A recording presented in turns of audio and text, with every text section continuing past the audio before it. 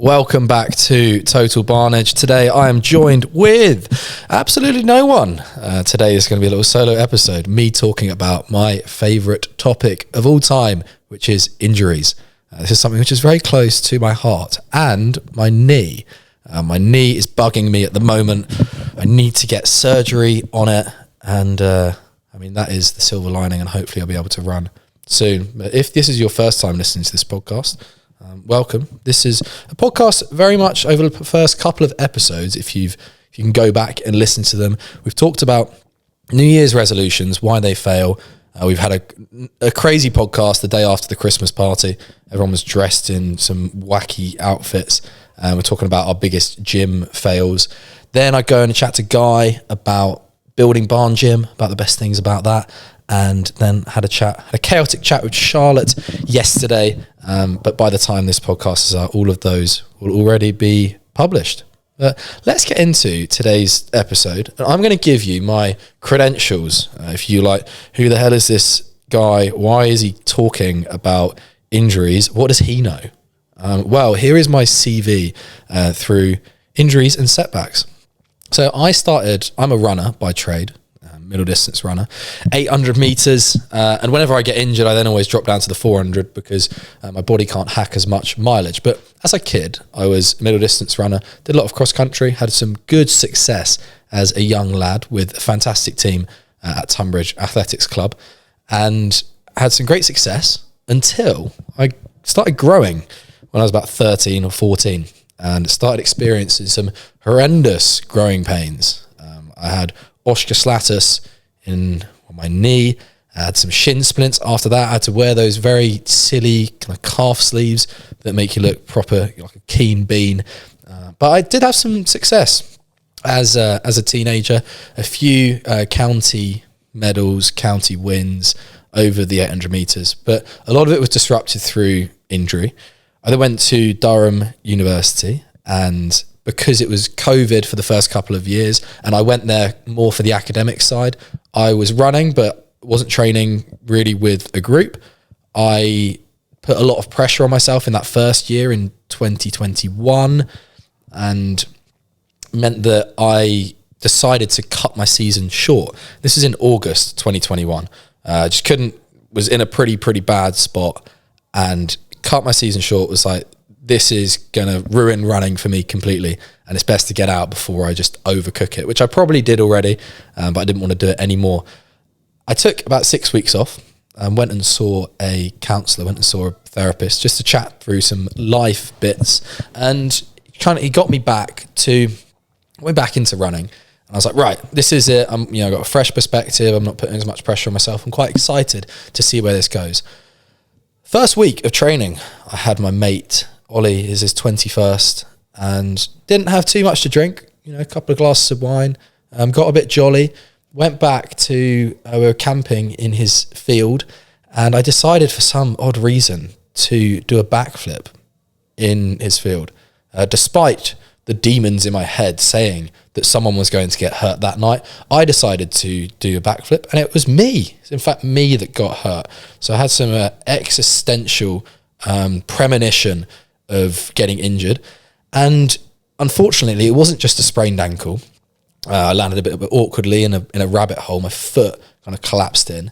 I ended up, after about 5 weeks of hobbling around on it, I went to see a physio, and she said that it's most likely that I've bruised the bone in my talus in my foot to stop my knee going over my toe.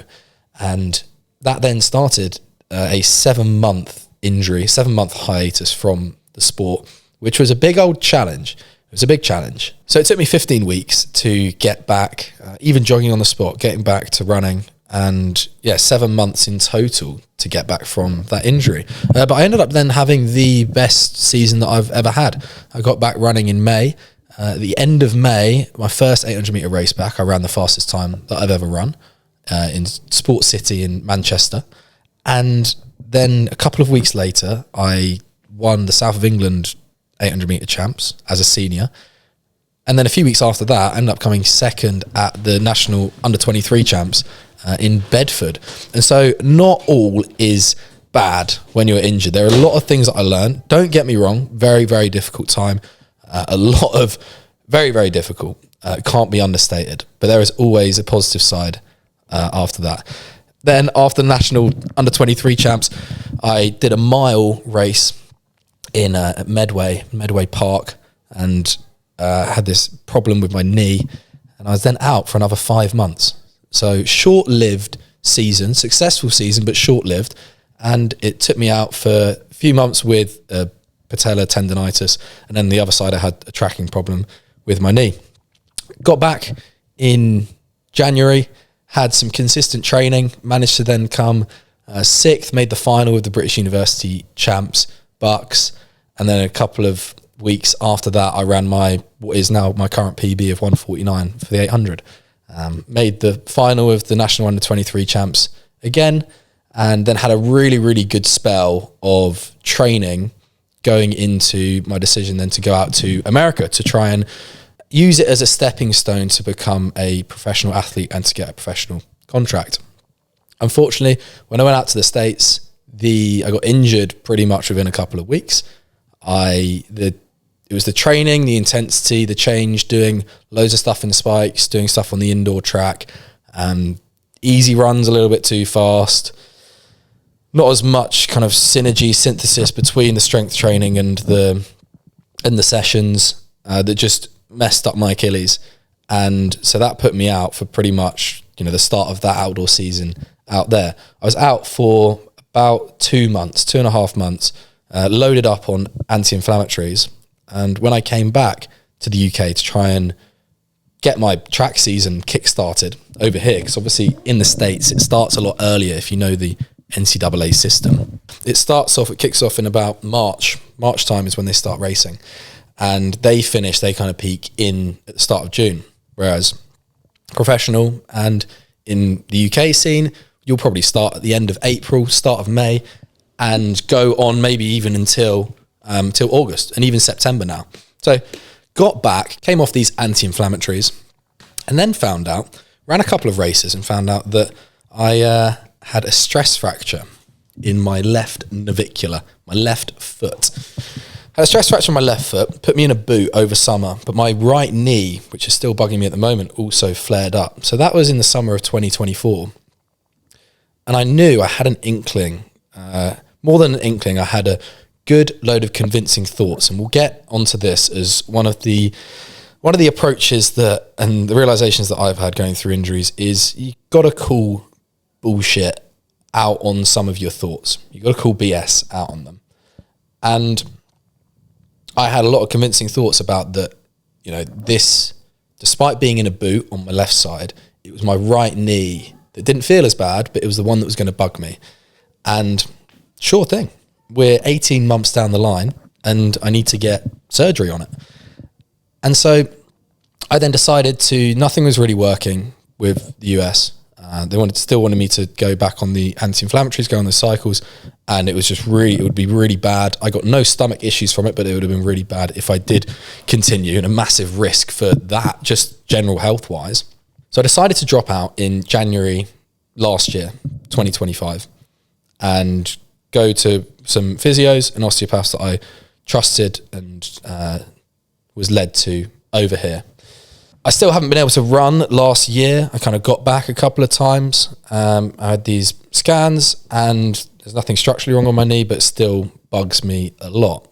And so, yeah, like I said, I'm getting to the point of getting surgery with it. So what have I learned on that process? And as you listening, what can you take from this that can not necessarily, I think a lot of the times we learn through doing things and not by being taught them. Sometimes we need to learn those lessons just ourselves. But what could I do maybe to add a little bit more direction and add a little bit more, just a little bit of a perspective shift on injuries? Because injuries seem all doom and gloom, and they are difficult, don't get me wrong. There's a lot of suffering. Having the main thing taken away from you is very tough for all manner of reasons. There is just the time reason. There is, this is what you spend your time doing. And what do you do when you don't, use, let's say, running as an outlet, or you don't have sport, or you don't have your pursuit that you want to do, can't go to the gym, or maybe you just are struggling, day to day to move around pain-free, and it restricts your freedom pretty much. What can you do? There's another thing, which is the other things which should be attached to the main pursuit that you do. And it could be on the social side. I got a hell of a lot of pretty much all of my social in my second year at uni was from running down at the track.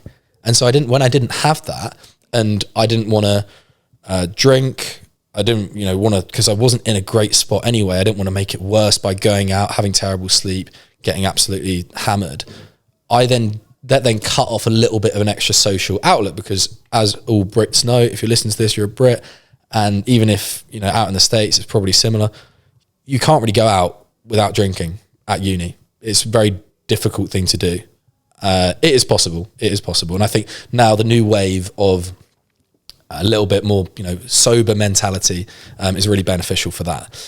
But yeah, there's loads of stuff. You only really find out what you're missing when you don't have it in a lot of things in life, and injury is one of those things.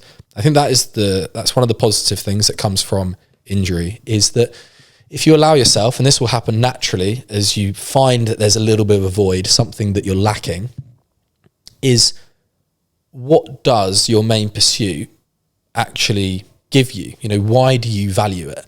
I ask myself, why do I really enjoy running? And I come down kind of simply from the fact that it allows me an hour a day out in nature, out in sometimes just the absolute cold Baltic weathers in winter, just to be able to have my mind soft and just to be able to filter through emotions, situations in the day. And then also give me time to listen to podcasts, to educate myself, just to have that little spot for like me time. And so it's really good just for letting things to catch up to you. I think a lot of times we need to make a little bit more space for things to catch up to us. Life's pretty quick. Our attention's being dragged in all sorts of directions, and just having that staple, that routine where you go out and there's no pressure to do anything.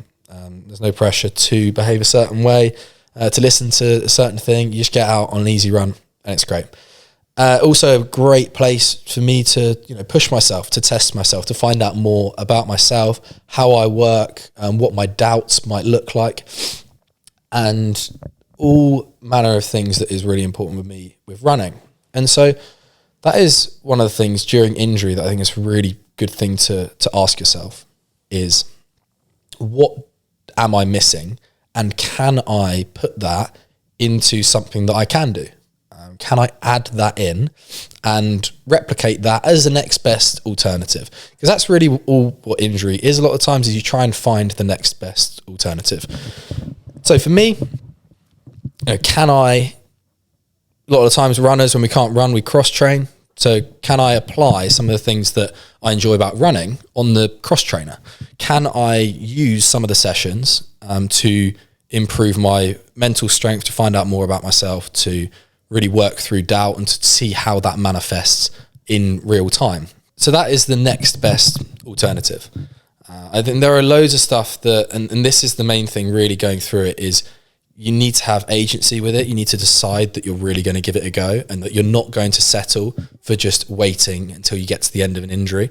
That is one of the biggest things that I found out early on, is what other people say about when you're injured, and saying, oh, okay, so when you get back running, what are you going to do? Like when this happens, looking into the future. And it's great to give you motivation for the present moment and to be able to get yourself back.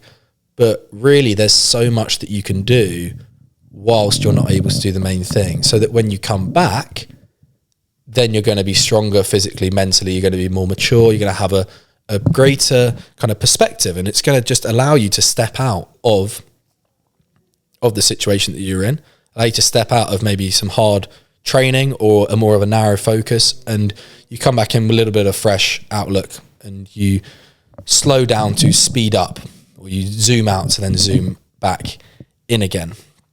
And really using, going from surviving an injury, just making sure you get your rehab exercises done. I mean, that shouldn't be understated. I think for me, over I've had years of injuries. I started taking running seriously just over 4 years ago, and I think I've been injured for over 3 years of those, which is just heavily ironic.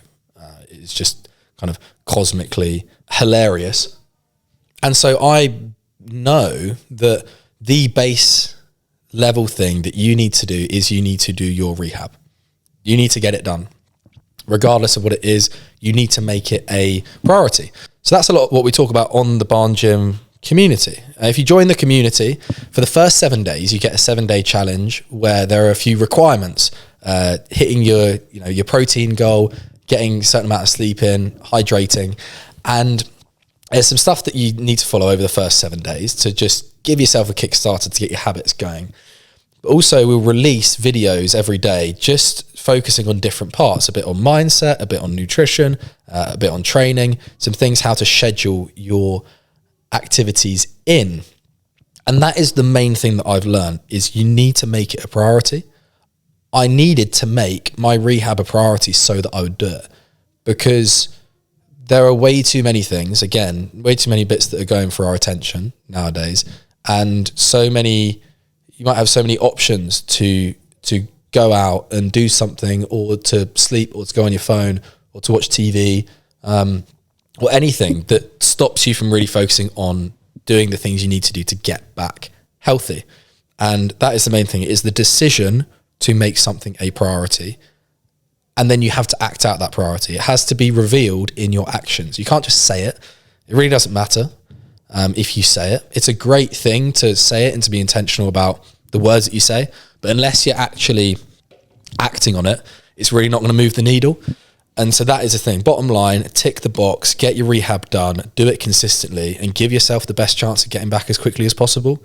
The guidelines that you'll be given, I mean, mine have been completely dashed. I've gone to lots of physios, and they might have said, oh, you'll be back within 4 weeks. This is not too bad of an injury. 4 weeks down the line, nothing's happened.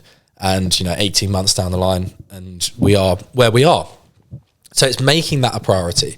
And it is really, and this is why I think the process of understanding what value you get out of the main pursuit is reminding yourself why you're doing it, and reminding yourself, potentially it's accepting the quality of life that you've got at the moment and doing the next best thing, and saying, okay, this might just be a little bit of a tough situation. This might just be a little bit of a different bit of life that I'm experiencing. But there is a reason that I keep showing up, and you've really got to show up for yourself in those times. So that is the bottom line, is you've got to do your rehab. But before that, there is the importance of seeking help. The importance of going and seeing a physio or a professional, or getting a second opinion on your niggle or injury or something that has been bothering you. And this is something that I learned in 2023. I had a couple of those knee injuries back in my final year at uni. And I just knew that I was waiting until things got worse so that I could do something about it. And I was constantly in a cycle of waiting until I got injured to then start strength training. And then as soon as I got healthy again, I would stop strength training and then get injured again. And I wondered why. And I didn't even draw the thread. I wasn't even paying attention to that. And noticing, where you are reactive and what threshold you have to pass in life to then do something about it is a massive realization. I asked myself, I wrote it down for quite a while. I asked myself, it was when I got healthy again. It was, what would I do if things were worse? Or what would I do if things were different? And I would write down, if things were worse, let's say that I'd started having injuries, then I'd probably go to the gym more and I'd probably get some more strength in. Or if I found myself not getting the results I wanted because I was falling apart in the last 100 meters of the race, probably need to work a bit more on my core, probably need to strengthen my hips, probably need to be able to stand up tall when I was tired. So that is the good question to ask yourself. It's an honest one. It reveals a lot about where you're at the moment, and don't be afraid of not getting things right.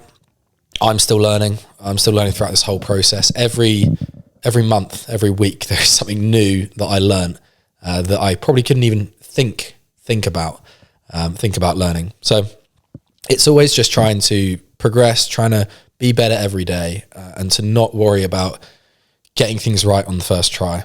And, if you were slacking for a bit, be honest that you were slacking, and really just focus on what you can do today and try and be as proactive as possible. Okay, so what are the blockers that we might find that stop ourselves from seeking help when things aren't bad enough? And one of them is probably financial. One of them is financial, being that, I probably wouldn't see the value in going to see a physio if I could still get through my injury day to day. Like if I could still go out for runs and it's just a little bit painful, I probably wouldn't want to waste my money to go and see someone. And I could probably just go, it will sort itself out in a couple of weeks. And that mentality has landed me in a situation where I would only deal with it once it got bad enough, which meant that I was then did myself more harm than good by not being intentional straight away. And for me, if you're listening and you are serious about your sport or about your running, about being healthy and really valuing being healthy, there is a value that you have to put, maybe a financial value that you have to put on your health, and trading it for peace is the main thing that I see the value as. And I have spent thousands of pounds over the last couple of years trying to sort out this knee injury, and I will spend a hell of a lot more over the next few months getting this surgery. But for me, the way that I want to spend my time and the value that I put on my day-to-day peace and freedom is so much more than that financial stuff. And I'm not earning a hell of a lot as a personal trainer. I've just had to cut out bits of my lifestyle and spending habits to be able to save up.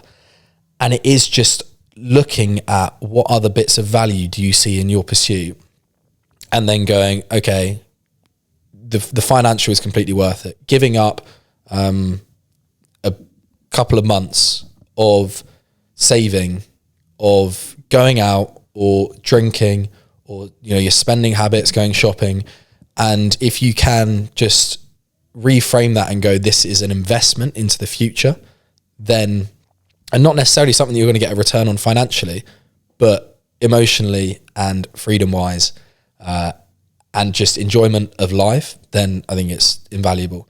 And so that was the thing, is we don't really see the value in something until we are forced to do it, and then it's a bit of a no-brainer.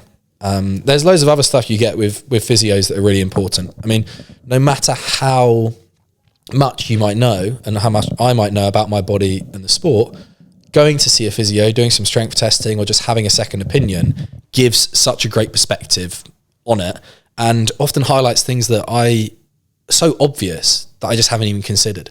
I might have thought about everything that I should be doing, but I ignore that one bit. Maybe even not from a lack of knowledge, but just a blind spot that I have because I don't have someone to talk to about it. And so that is the first thing, is going to see someone, getting a plan, and really paying for information, because a lot of uncertainty that we deal with injuries can be resolved by more information and giving yourself direction and actually answering those questions of, why do I keep getting injured?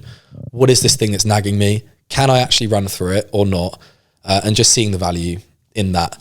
Another thing is, when you go to a physio, it's really important that you're looking at the root cause rather than just the symptoms.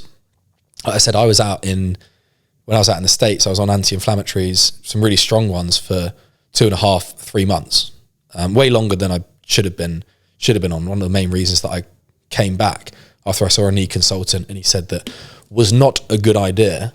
And all that did was it just masked the symptoms of my Achilles problem. Like, yeah, I was doing the rehab and I was doing the strengthening and stuff, but when I came off these anti-inflammatories, it made it really complicated with this injury, because when I came off them, I'd had this stress fracture. I didn't know how long I had it for, and I didn't know how long my knee was bugging me for. So I couldn't pinpoint an exact date as to where this injury arose. I could only pinpoint when I could feel it. And, my situation, because my time horizons are so long with my injuries, and it's not just been 6 weeks, it's been 6 months, 12 months, 18 months, almost 2 years of consistent injuries now. And it is just the importance of investing that first upfront cost of looking at the root cause rather than just paving over the cracks. And this happens by necessity. I wouldn't have had a long-term view on things if I wasn't taken out of the sport, especially for that first 7-month injury. Everything, my time horizon was pretty much as long as the difficulty lasted, which was maybe 6 weeks at a time. I could only really see 6 weeks into the future. And especially as a teenager and going into my early 20s, I haven't necessarily lived enough life to have a long-term view on things, because everything was medium term, really. It's not, you're not looking at what things are like decades down the line or even months and years down the line in terms of the sport. And so that is one thing. It's taking the hit now so that you can get something sorted fully. You can work out. For me, a lot of my injuries just come down to the fact that I didn't do strength training when I was in my teenage years. I only did strength training when I was injured as rehab, and that was pretty much it. Now, it is the best thing about social media at the moment, as I find, is my friends are getting into running, and you can see that the running movement has just taken off. And with that, if you're on the right, you start getting on the right algorithm, and every single thing has some quality information about how much mileage you should increase by, what your recovery should look like, what happens if you do get injured, or all of these sort of things, and the importance of strength training. And this just wasn't about as much, or I just wasn't there to receive it in my head when I was a teenager. And so a lot of these things a lot of the time is just strength problems that I've had that I am now putting in a lot of energy into and making up for lost time. So that is it. Seeking the root cause and not just the symptoms, and investing up front and understanding that the investment is much more than just a financial investment. It is quality metrics. It is peace of mind. It is having that outlet for the social. It is the option to do things. I mean, I'm not the kind of person that would want to go down the high rocks route, let's say. But the thing that I haven't been able to do over the last couple of years is, if a mate asks me, do you want to do this session? Like, I can't say yes. And so that's the one thing that I always think about, is I just want the option to do things rather than actually want to do the pursuit. And the freedom to that is the main thing. And that's invaluable for me, which is why I'll pump so much of my money on a financial side into it. And so that is it. Marrying the two together, the priorities. My priority now is to have the option to do things, and prioritizing freedom over anything else. And just having that, you don't need the instant gratification, is delaying that gratification so that you can focus on the long term. The next thing that I have learned in my approach to setbacks and uncertainty over the last couple of years is prioritizing what is useful over what is true. Now, this is a really interesting one, because we always like to get things right. I find I'm someone that, when I was a kid, I always wanted to be right. I wanted to get things right, and I wanted to find out what was true. We see movements online, people saying, this is the way to do it. This is the right way. This is how you get faster. Do this session and you'll get faster. Train this way and you'll get stronger. When there are so many different ways to train, as long as you're consistent and you're doing things right more often than not, then you're probably going to be fine and you're going to make improvements. And everyone's different. So I've shifted what is true to what is useful to me. I've got enough experience that I then know how I work. And especially when I have certain thoughts that are convincing, that would be detrimental and would be a blocker to me getting back healthy. Such thoughts like saying, having this overwhelming sense that this injury, like I said, on my right knee, this will be the one that is a career ender, and this is the one that I wouldn't be able to be healthy again. Now, that thought, who knows? We haven't played it out yet. That thought might be true. That thought, I might not be able to get back again. Who knows? But that is not useful for me getting back as quickly as possible. That's not going to give me the best chance of being healthy. There is so much stuff on psychology and belief. A lot of the things with injury is just belief, and you got to give up that part of you that is resistant to belief because of a protection mechanism. And so that believing that things will get better is non-negotiable for me, even though it feels like I'm just coping, like it's a whole load of cope. And I'm like, I've just got blind belief that things are going to get better. However, with believing, you've got to also do the work. You can't just manifest things into existence and pray without doing the necessary things, being seeking help, going and getting maybe a diagnosis on the injury, getting a scan, or just doing the stuff that you need to do. You've got to believe. You've got to think, what is the thing that's going to give me the best chance of success? And you do that. So I have now had this approach of being certain of the outcome. This is one thing which is useful for me, is being certain of the outcome and then working towards it. So I am certain that at some point in the future, I will be able to run again. And now I work towards it. So I go, okay, what's the next step? What's going to give me the best chance of getting back? This certainty can apply to, I mean, if you're not injured at the moment and you want to apply what is useful over what is true to your training, to your life in general, I think it's massively valuable. Let's say that you're entering a race and you want to run a personal best, or you want to win. And you've got to have the mentality going into it that you're going to be certain you're going to get that done. Choose certainty, and it will give you the best chance of doing it. Let's say that I'm lining up, and I've had this a couple of times in my 800 meter races. I'm lining up, and on the start list in my national under 23 champs final, I was, I think, the 6th ranked going into the final.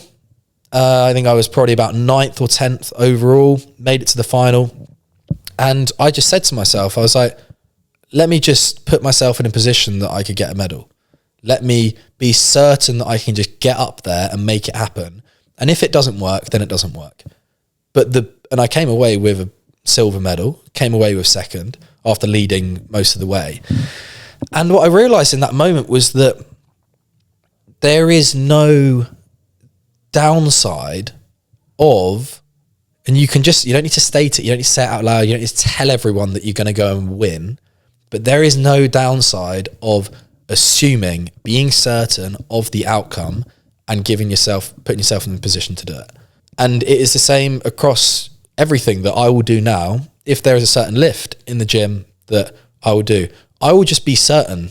I mean, it might not even be true. I might fail. I might be completely delusional. I mean, you need to anchor it. You don't want to get complacent. Like, I'm not going to rock up to the start line with a bunch of Olympians and say, yeah, I'm going to beat all of you. And then I take it out way too quick and then I get absolutely cooked.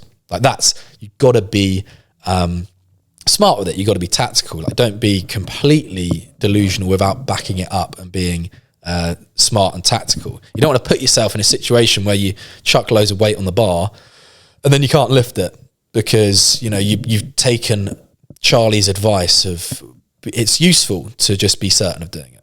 Like, be sensible, right? Be sensible.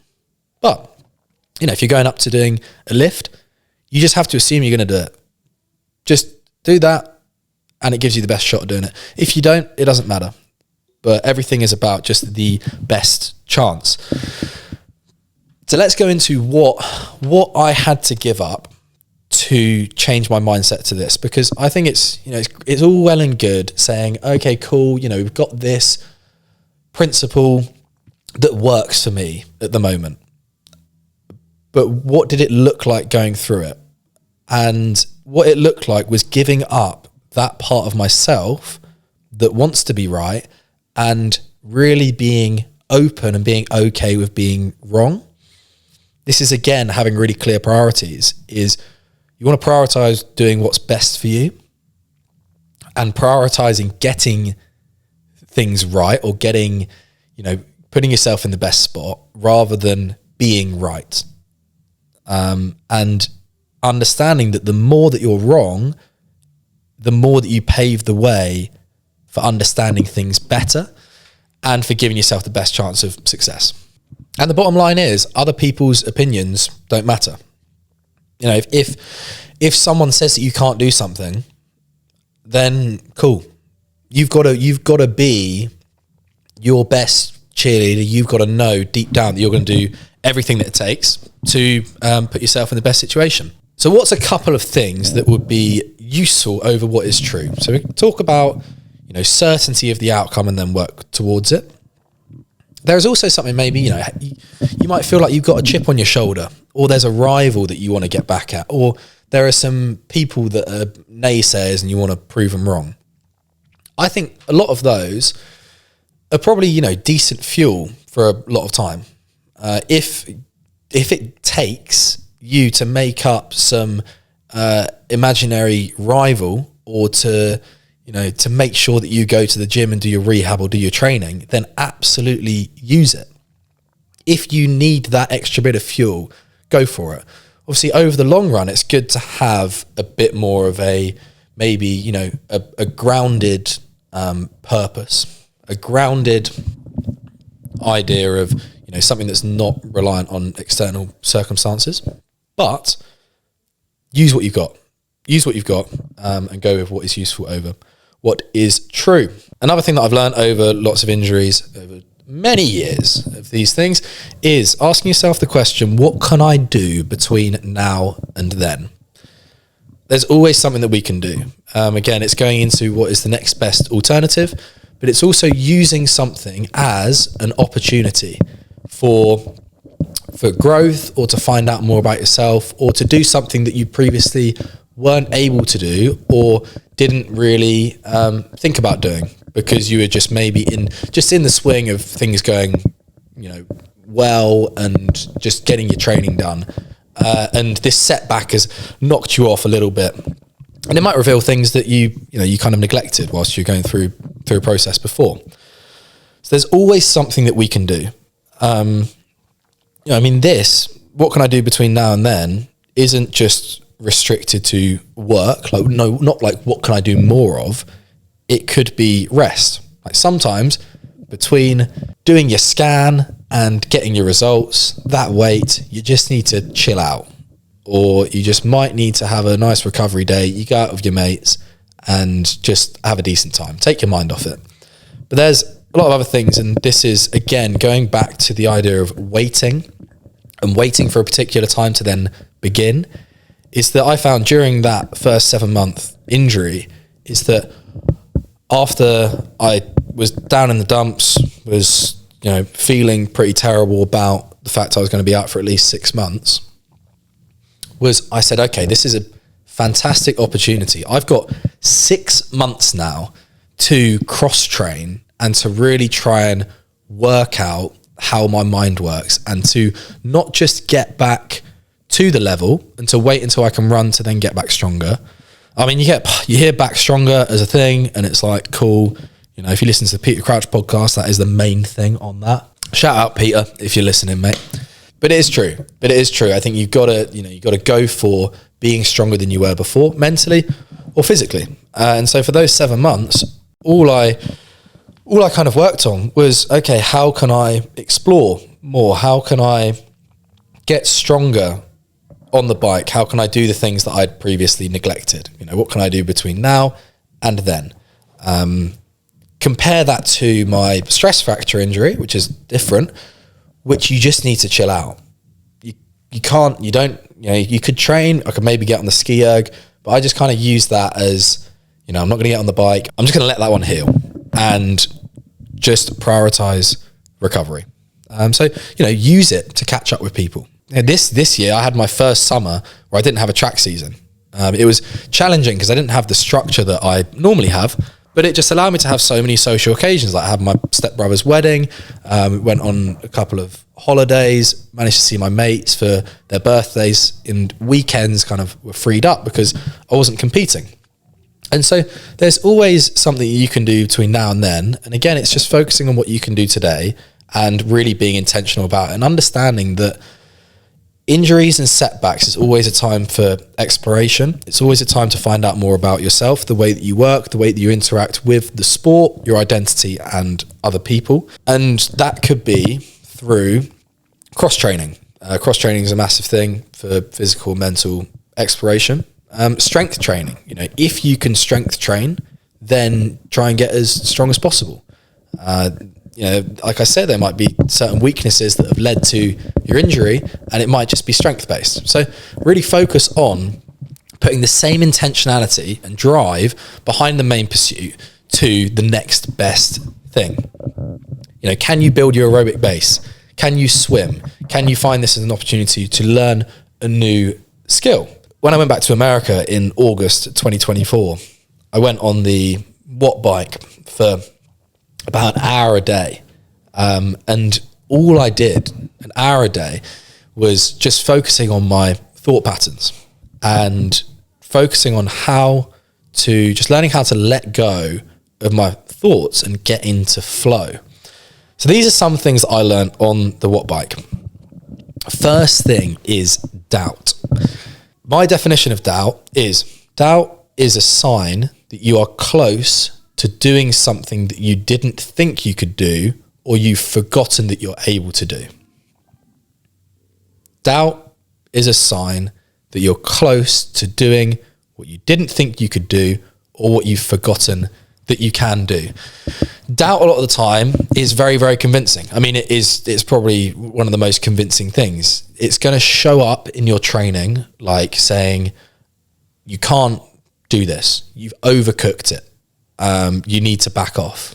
Anything that is a strong resistance to your pursuit, it might be telling you that you're not the type of person that is able to do this. It will cut deep. There might be some proper, serious internal comments, which is doubt manifesting itself in real time. And doubt is a form of resistance that you've got to lean into, because on the other side of doubt, there is progress and there is unknown territory, things that, again, you remind yourself that you're able to do, or something completely new that you find out about yourself. So like I say, convincing thoughts telling you overcooked it, you can't do it anymore. Anything that's negative stopping you from persisting. The importance that I've found, especially on the watt bike and with doubt and things that come up, is the importance of awareness on the moment and having processes that just bring your focus to the present moment and make you aware of what's going on in real time as you're going through it. I think meditation's a fantastic thing for this. It's, directing your focus onto your breath or your body. And really, again, it's about being open to getting things wrong. Another thing with doubt, which is really good, that I've found, is to take myself to the end of the process. So if I am 5 reps deep into a watt bike session and I feel like I've overcooked it and I feel like I've gone out too hard and I can't do any more, I take myself to the end of the session. I try and take myself to the end of the process and to try and create some sort of hindsight to go, okay, again, it's about certainty of the outcome. Is I go, right, let's play it out. Let's play doubt out. Let's say that I worked through the doubt and the doubt was a load of lies, which a lot of the time, again, it is. It is just, a sign that you're close. You've got to reframe it to saying that it's a signal to push into it, not to back off. And I've got to take myself to the end of the session and go, how did this look like in the moment? What is the narrative going to look like? Was that a key point of me to then push through the session? I'd look back on it and go, oh, rep 5, yeah, that was difficult. And I didn't think that I can do it. But then I proved myself wrong and ended up completing the session and went a lot better than I thought I could. So playing things out and using hindsight and trying to gain clarity in the moment is really, really important. And these things that I learned on the watt bike, that can manifest itself within a couple of seconds deep into a session. But it's also, a soft manifestation day to day. I'd say I had lots of convincing thoughts that I wouldn't be able to get back healthy. But let's say that I do, it was imperative that when I had those doubts, I pushed through them. Otherwise I wouldn't be in the spot that I am in. And again, it comes back to priorities. And my priority is personal exploration. That is one of my priorities and one of my concepts, my missions that I kind of live by, and it is experiencing as much life as possible, which means I have to remove the idea of exploring and adventure. Is I have to remove any concept, any sense of what is good or bad, because I don't know if it's good or bad yet. This is the parable of the Chinese farmer. This is a Taoist parable talking about what is good or bad. So once upon a time, there was a Chinese farmer whose horse ran away. That evening, all of his neighbours came around to commiserate him. They said, "Oh, we're so sorry to hear your horse has run away. This is most unfortunate." And the farmer said, "Maybe." And the next day, the horse came back and it brought 7 wild horses with it. And in the evening, everybody came back and they said, "Oh, isn't that lucky? What a great turn of events. You now have 8 horses." And the farmer, again, he said, "Maybe." The following day, his son tried to break one of the horses. And while riding it, he was thrown and broke his leg. The neighbours then said, "Oh dear, that's too bad." And the farmer responded, "Maybe." The next day, the conscription officers came around to conscript people into the army. And they rejected his son because he had a broken leg. And again, the neighbours came around and said, "Oh, isn't that great?" And again, the farmer said, "Maybe." And this whole process of nature is an integrated process of immense complexity. I mean, we've got infinite complexity living forward. It only really makes sense in hindsight. And so it really is impossible to tell whether anything that happens in it is good or bad, because you never know what will be the consequence of a misfortune. And you never know what would be the consequences of good fortune. That is one of the main things going through injury that is just the most important to think about. And again, it goes back to what is useful over what is true. And suspending judgment, you don't know how things are going to plan out. It's the good side of the uncertainty. It's why we should really embrace uncertainties, because we can be surprised by these things and how they pan out. I guess one thing, if you're looking at what's useful over what is true, this hits at the core of everything happens for a reason. And if that is something which positively impacts your life, then use it. Make use of it. I am under the impression, I prefer that we can attribute a reason to everything that happens, kind of going back to that parable where the Chinese farmer suspends his judgment. He doesn't really know, but everyone is saying, okay, this is good or this is bad. And they're saying, you could have a thread between, if you wanted to add meaning to that and say, the horse has run away because of some reason. The horse has run away because it's good for the farmer. And then, the boy broke his leg because he then didn't get conscripted into the army and prevented him from dying in awful combat. So it really is, for me, my kind of paradigm that I live by is very much you can attribute a reason to everything that happens. And so it means just embracing uncertainty for what it is and not judging too soon when things are good and bad. And this is understanding the process and noticing when you're in it. A lot of good things I've experienced in life have come from suffering setbacks and uncertainty. And the best way to understand the process for me is through journaling. So I'm a massive journaler nowadays. And it's probably been the one thing that has tied that thread to understand the process and to give me the kind of the confidence, the trust that I can still approach each day with the right mindset and with the right intention. And back in 2021, I've got loads of journals now full of random stuff and how I'm feeling on a certain day or just what I was up to.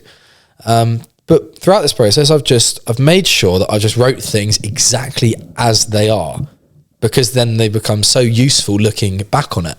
Initially, when I started writing things down, it was just for the sake of getting it out of my head and onto a piece of paper. But really, and I didn't know this going through it, is that it really gives me a good depiction of the process of doubts, the process of uncertainty, and the process of setbacks and what it really looks like. Because again, it's about using that hindsight to your advantage whilst you're going through it. A lot of this is about building proof that I can overcome obstacles and withstand great changes. And then it also serves as an anchor when I get too zoomed in. It's one of the main things going through injuries is you'll just have these random points and they'll come about at a random time where everything will just be a catastrophe. You'll have all of the negative thoughts crowding in. It will be this isn't going to work out. Your alarm system is so sensitive that everything seems like that it's bad. And really, it's just saying, do I need to get worked up on this? Do I need to get worked up about this evening where things aren't going as well as I thought they were going to go? And then dialing in, focusing, being present and going, okay, what can I actually control? And looking back, when I look back on this moment and see all of my worrying throughout that period as a waste of time, or would I look back and go, actually, there were loads of positive things and actually see how great a lot of life was back then. So having ways that we can be able to zoom out is really important. I see a lot of my training and a lot of life as speeding up and slowing down and zooming in and zooming out. Like when I'm in the gym, when I'm on the bike, all of my attention is focused towards the task at hand and executing the one thing that I want to do in the moment, which is, let's say, is just having a loose grip on my thoughts and getting into flow. Everything is kind of geared towards that, and I don't have to worry about the big picture.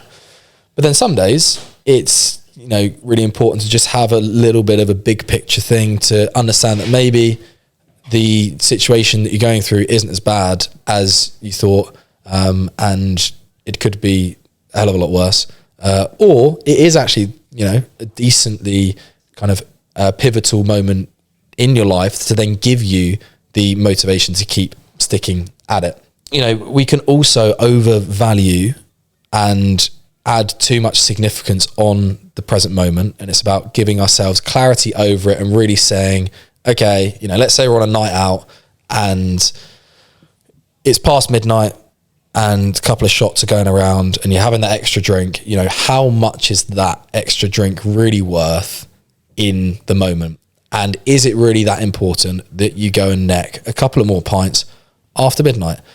And taking yourself out of that is probably going to save you quite a lot of pain the next day. And so it's not just on the watt bike where it's really useful. It's also when you're in the pub. Just having a look at, am I overvaluing the significance of the moment, and doing it without minimizing actually, things for what they are. And ultimately all we've got really is the present moment, but we have to align those short-term impulses and feelings with our long-term goals and missions. How does this show up in injury? Well, it could be, that feeling that you just want to go for a run because you're chasing fitness, and you're worried that you're going to get unfit, or you go and do an extra set in the gym, even if you are tired or feeling that like little niggle or, little muscle strain. It is just having a process to be able to go, okay, does this really matter that much? And you've got to prioritize the long term. And so going, today I'm not going to go for that extra run. I'm going to give myself another day, even if I know that people are watching my Strava and they're checking it and refreshing it every 5 minutes, which, spoiler, they're not. They don't care about your Strava. Set it to private and just do what's best for you.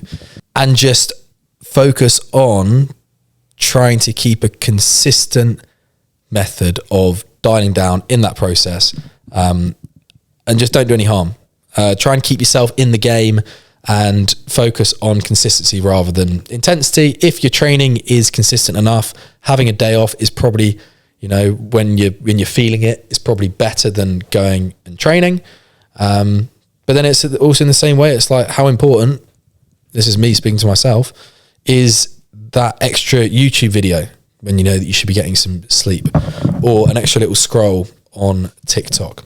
So that is understanding the process and noticing when you're in it and how you can align your short-term impulses with kind of like your long-term goals and your mission.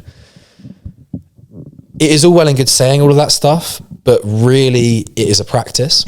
You can't expect yourself to be good on the first try, and using it as a process of getting better over months and years is really important. So it is, again, this all comes down to making sure that you're actually doing the work that you need to do, and not just hoping and wishing that it's going to get done. So being really intentional about catching yourself in that process, maybe doing some actual meditation to go, okay, now I'm just aware of my thoughts, and then you can notice it.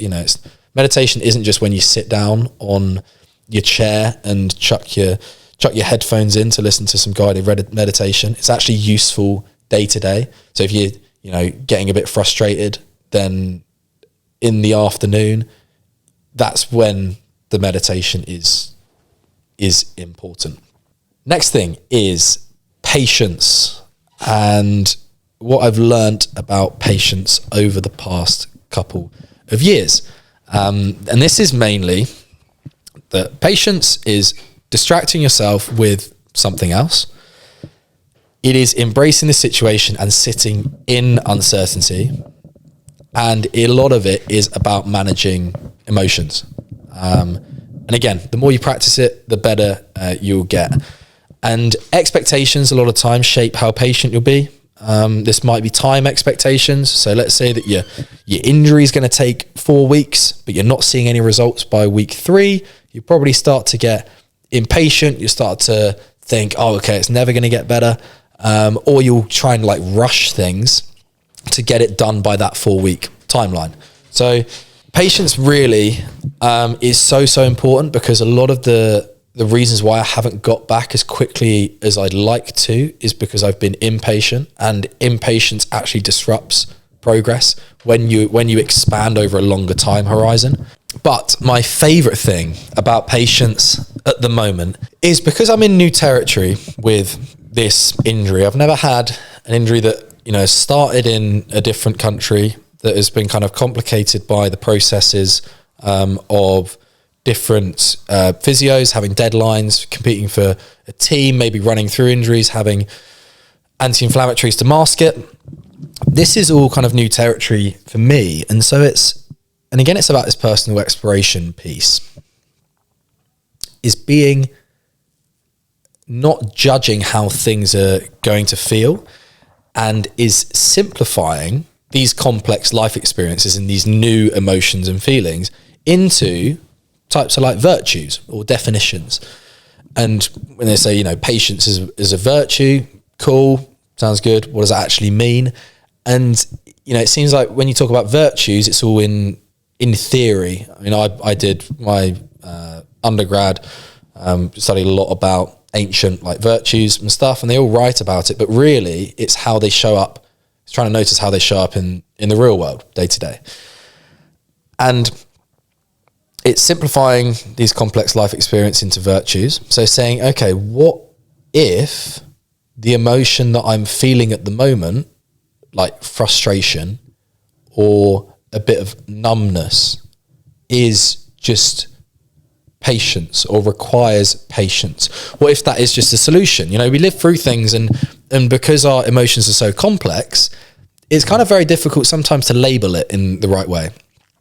And again, it's looking at what is useful over what is true. I can't know through when I'm going through things for the first time, I don't know, is this patience, or, what am I feeling of this? Is this sadness? Am I burnt out, or am I just tired? Is this good pain or bad pain? It's really difficult to, try and label and see how to ground yourself through the process. And a few of the main emotions that I felt is being, without direction. Where do I put my energy day to day? How do I get a plan that works? Who do I trust to make progress, and who do I not trust?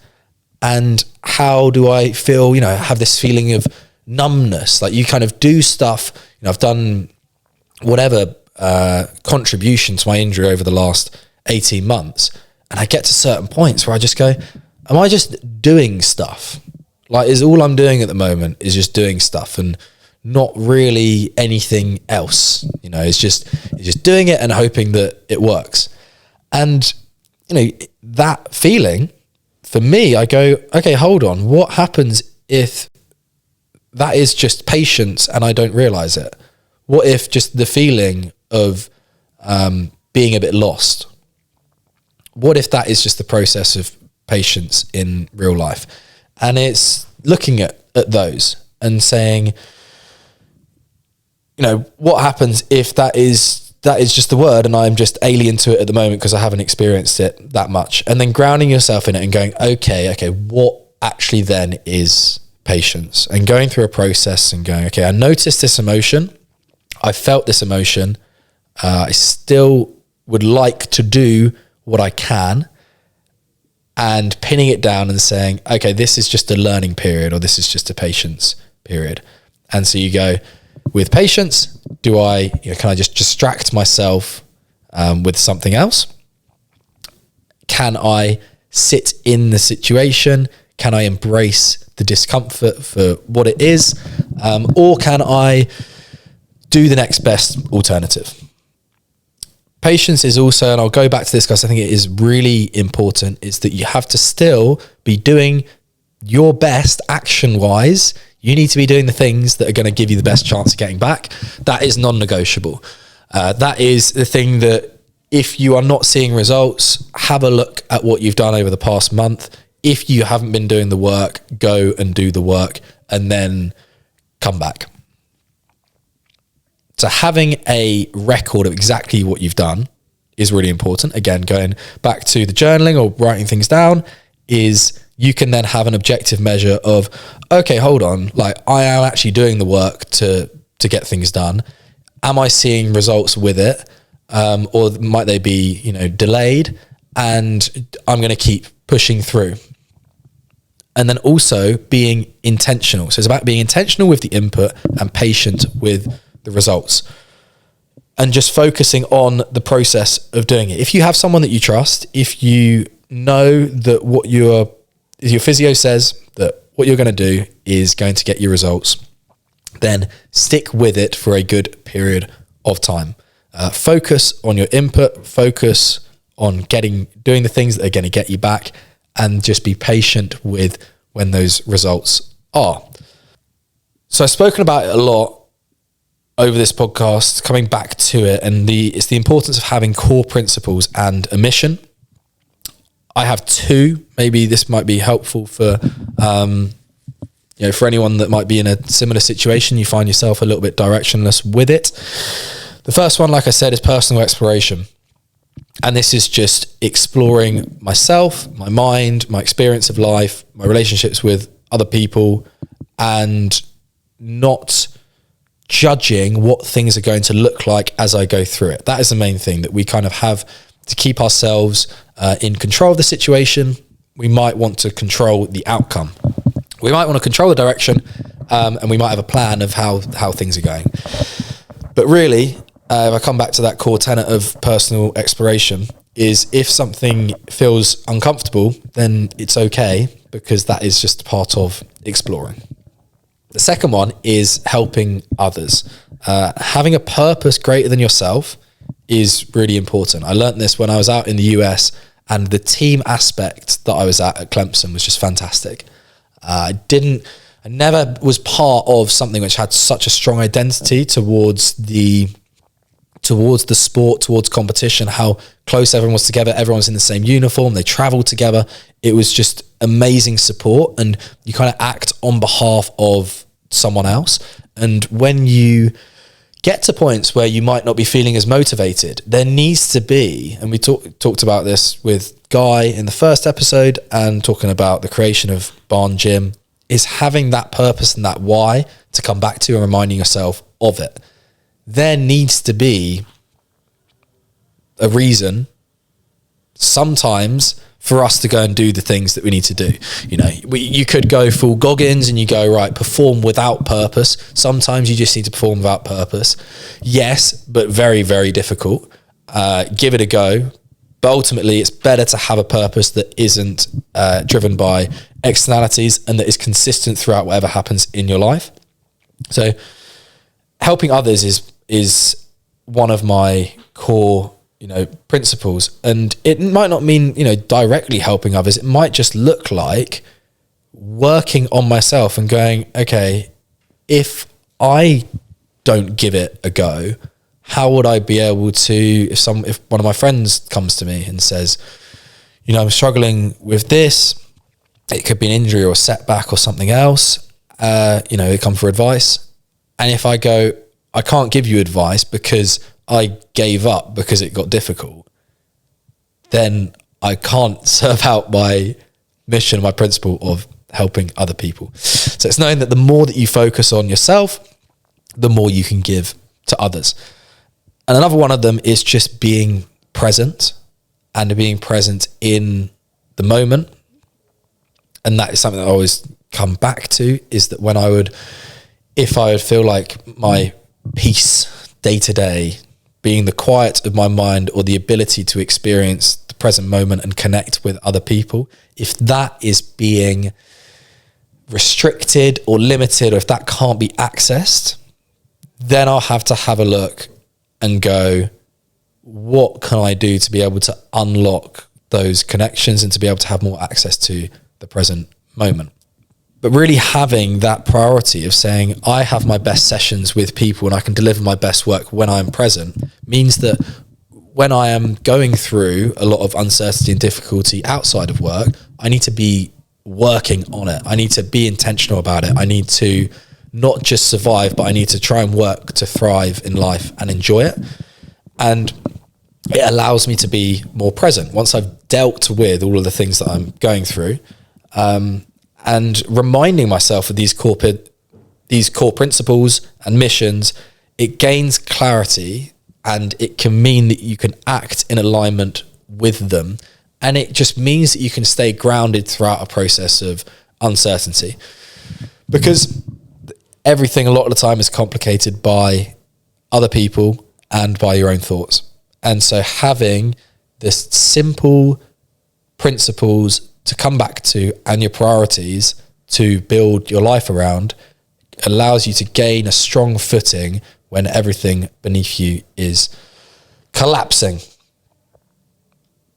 So the bottom line is, we'll wrap this podcast up. The bottom line is, ask yourself, if this was worse, would I be better off? See physio as an investment of your emotional and physical well-being and freedom. Don't judge how things are going to feel. Think about what's useful, not necessarily what is true or what you see to be true. Keep yourself grounded in the process with practices, and understand that expectations will shape how you feel. Expect things to be difficult, if that helps. And it's okay not to be at 100%, but make sure that you are putting the effort to getting back in as quickly and as best as you can. So that is it. Thank you for listening to me ramble on about my favorite subject. As you can tell, absolutely love talking about it. Follow us on the socials, join the Barn Gym community, and get on that little 7-day challenge as you enter the community. Follow Barn Gym on Instagram. Give us a little review on Spotify. Everything is helpful. This might be going up on YouTube as well. And have a fantastic rest of your day. Stay strong, stay positive. Drop me a message if you are ever feeling a little bit directionless. Always happy to respond and help out. Thank you for listening. See you next time.